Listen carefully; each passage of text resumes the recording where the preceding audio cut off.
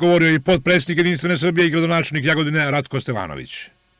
Poštovani meštani Miloševa, 21. juna vi ćete doneti jednu važnu odluku. Odluku koja će se odnositi na budućnost Miloševa,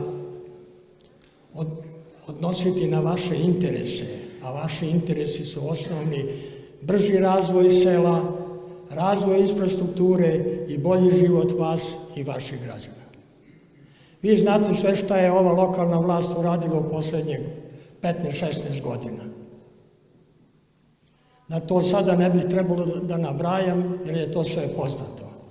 Ali zato vam ističem da je zastupnik vaših interesa i realizator vaših interesa bio gospodin Dragan Marković Palma i njegov tim. To što je urađeno u našim selima i našem gradu potpuno je promenilo vizuelni izgled naših mesta.